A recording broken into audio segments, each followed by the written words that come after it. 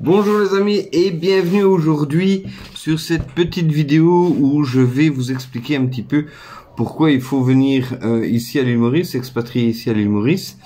Tout d'abord, bien évidemment, comme d'habitude, je vais remercier les nouveaux abonnés. Merci de continuer à faire grandir cette communauté qui devient la vôtre. On va attaquer tout de suite le sujet. Pourquoi venir ici à l'île Maurice? Pourquoi s'expatrier ici à l'île Maurice? Je vais d'abord parler de sujets plus culturels et après, enfin, je parlerai vraiment de sujets économiques. Tout d'abord, les sujets culturels, c'est que justement, il y a un gros brassage culturel ici à l'île Maurice. Et ce qu'il y a, c'est qu'il y a énormément de francophones, que ce soit du Québec, de France, de Belgique ou autres. Il y a beaucoup justement de personnes françaises, donc vous pourrez retrouver énormément d'expatriés qui sont ici à l'île Maurice depuis 1 an, 2 ans, 5 ans, 10 ans, 20 ans, ou même des gens qui sont des descendants des colons qui sont ici à l'île Maurice, qu'on appelle les Blancs Mauriciens, et donc vous pourrez justement côtoyer très facilement.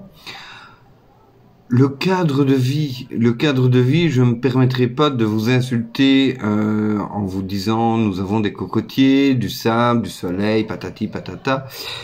Je dirais simplement c'est que la grisaille chez nous ne reste pas très longtemps. Pourquoi? Parce que justement l'île Maurice est une toute petite île perdue dans l'océan Indien et donc avec les vents qui poussent, donc on a bien évidemment les cyclones, mais pas uniquement. Les vents qui poussent justement tous ces nuages font que ces nuages gris, cette grisaille, ne restent pas longtemps ici à l'île Maurice. Donc on a très régulièrement, ici on arrive dans l'hiver, on a eu 2 jours grisonnants avec des périodes de pluie. Voilà, aujourd'hui gros soleil, on a du vent certes, mais gros soleil quand même. Les mentalités, il y a à boire et à manger, bien évidemment, comme je l'ai déjà dit. Il y a des têtes de l'art partout. Maintenant, les mentalités, il y a aussi bien des mentalités, je vais dire, vieillissantes, des vieilles mentalités, comme des mentalités qui sont, à mon sens, aussi vieillissantes, mais dans le bon sens. Dans ce sens où les Mauriciens ont une qualité principale qui est l'accueil. Et donc à partir de là, cette mentalité d'accueil, de mixité, de partage est encore très présente ici à l'île Maurice. Se perd un petit peu plus justement avec ce flux d'expatriés qui aiment séparer entre guillemets, moi je vais être avec les expatriés, je vais vivre comme en France, je vais acheter mon camembert, mon pain, et je vais vivre qu'avec des Français. Et il y a des expatriés un petit peu comme moi qui préfèrent justement vivre à la mauricienne et qui vont essayer justement de se mélanger avec la culture mauricienne, avec ce qu'il y a de bon et parfois de moins bon. Il n'y a pas que du bon dans la culture mauricienne et dans la mentalité mauricienne, mais il faut faire avec, bien évidemment. Et c'est ça qui permet aussi de faire un petit peu le point sur ce qu'on a appris dans notre éducation européenne et tirer le meilleur des deux mondes, tirer le meilleur de la culture mauricienne et de la culture européenne. La possibilité d'entreprendre. Avant ça, je vais quand même vous parler plutôt d'autre chose, c'est la qualité de l'éducation. Puisque ici à l'île Maurice, on pourrait se dire ouais mais non, ils sont pas bons, ils ont aucune qualification, ils ont rien du tout. Moi, je vais vous dire tout simplement que oui, c'est vrai sur certains points, notamment sur l'ingénierie, sur l'aspect scientifique, on n'est peut-être pas aussi pointu. Désolé si je m'inclus dans la culture mauricienne, puisque mon cœur est mauricien, mon passeport pas encore, mais mon cœur y est. Oui, on n'est pas encore aussi pointu qu'en Europe, de par les infrastructures, de par la qualité de l'enseignement au niveau de l'ingénierie, au niveau scientifique. Mais à côté de ça, je vais m'attarder plutôt sur un point plus essentiel à mon sens, ça c'est mon regard à moi, qui est justement la partie, on va dire, globale, puisque pour moi, on peut être belge, français, italien, espagnol, anglais, guatémaltèque, ce que vous voulez, mais on est avant tout terrien. Et à partir de là, si on a une compétence et qu'on veut justement en tirer le maximum, mais il faut aller là où il y a de la demande. Et ce qu'il y a, c'est que parfois, il y a justement une restriction qui est la langue.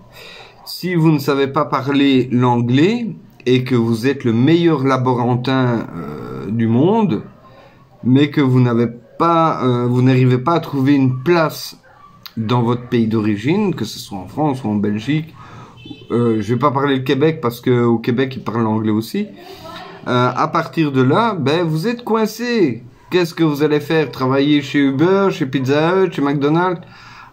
C'est pas un reproche que je fais pour ces personnes qui sont peut-être très épanouies dans leur travail, mais quand vous faites des années d'études et que le marché est fermé dans votre pays, qu'est-ce que vous faites? Vous exportez. Si vous ne connaissez pas la langue, ça va être compliqué pour trouver un travail.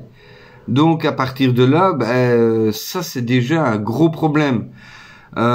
Ici à l'île Maurice, les enfants depuis la maternelle apprennent l'anglais. Donc quand ils arrivent au collège, ben, ils sont limite bilingues comme quelqu'un qui a fait 30 ans d'études dans l'international. Donc voilà, moi ça c'est pour moi une des qualités principales de l'enseignement de l'île Maurice. Bien évidemment, il faut des bonnes bases, que ce soit en français, en anglais, en mathématiques.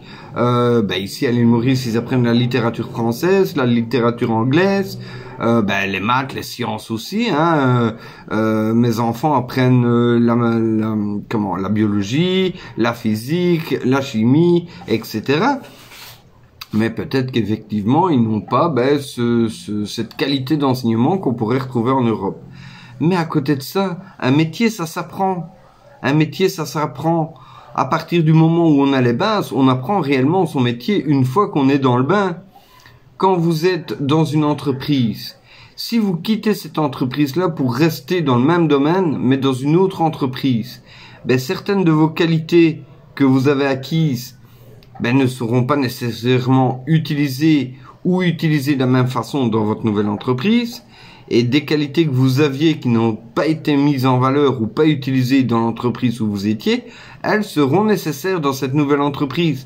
Donc c'est pour ça que je dis toujours qu'un métier, ça s'apprend sur le tas, alors que des compétences telles que les langues, ça s'apprend à l'école. Et c'est pour ça que je trouve que l'île Maurice a une grosse valeur ajoutée par rapport à l'Europe. Maintenant, je vais revenir justement sur la facilité d'entreprendre. Ici à l'île Maurice, comparativement à l'Europe, ou en tout cas à la Belgique, puisque moi c'est là que j'ai commencé, j'ai fait mes armes au niveau de l'entrepreneuriat. En Belgique, il me fallait aller créer ma société, aller la déclarer au niveau de la TVA, aller faire l'ONSS, donc c'est l'organisme national de la sécurité sociale, etc., etc., etc. Il me fallait faire 3 à 4 établissements différents. Quand je me suis lancé comme indépendant, il y a bientôt 2 ans, j'ai été dans un seul building. J'ai rempli, enfin c'est même pas moi, c'est ma comptable, enfin mon experte comptable, que je remercie à travers cette vidéo si elle me regarde.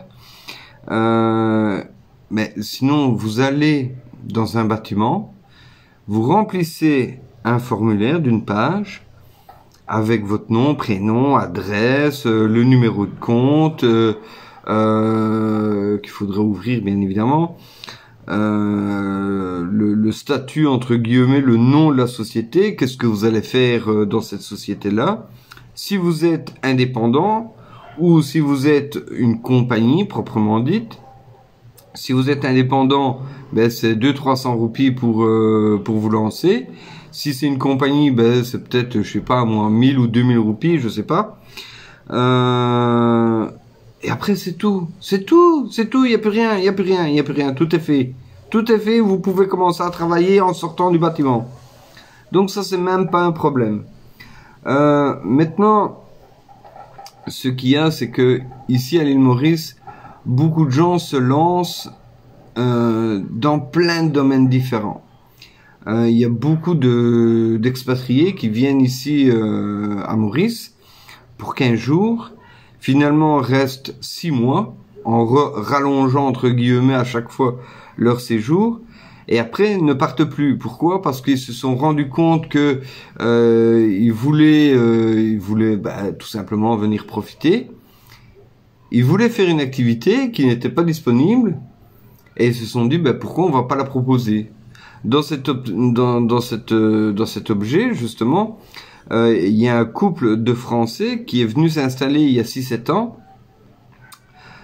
qui est venu d'abord en vacances, et c'est des férus de randonnée cyclisme, enfin de randonnée à vélo. Et ils voulaient faire de la randonnée à vélo et ils n'ont pas trouvé. Donc ils ont cherché, ils n'ont pas trouvé. Et ils se sont dit, mais pourquoi on proposerait pas ça ici? Plutôt que de continuer à vivre là-bas en France, d'avoir un métier qui nous passionne pas, etc.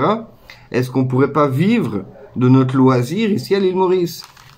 Et ils se sont installés ici à l'île Maurice, ils ont fait, ils avaient un petit pécule de 10-15 000 euros, si je ne me rappelle bien, si je me trompe pas. Et ils ont acheté tout ce qu'il fallait, les vélos, ils ont acheté une petite cage, je vais dire une petite boutique, pour pouvoir déjà stocker les vélos, faire la promotion aussi de leur service. Ils ont lancé quelques petites campagnes Facebook, ils ont créé un petit site internet, et maintenant ils font des randonnées à vélo, à Tamarin, aux Mornes, etc., Et ça fait 7 ans qu'ils vivent et qu'ils vivent bien ici à l'île Maurice. Maintenant, je dis pas qu'ils gagnent 15 000 euros. Mais, franchement, entre gagner 15 000 euros en Europe et gagner, on va dire, l'équivalent de 3 000, 4 000 euros par mois ici à l'île Maurice, qu'est-ce que vous préférez, vous? Très sincèrement. D'ailleurs, ça m'intéresse. Vous préférez gagner 15-20 000 euros en Europe?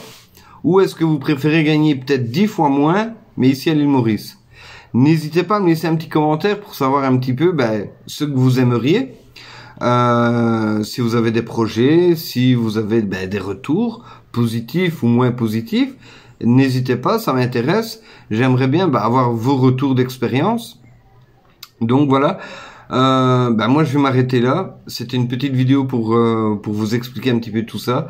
J'espère que je vous ai donné envie de venir ici à l'île Maurice, de venir vous expatrier ici à l'île Maurice.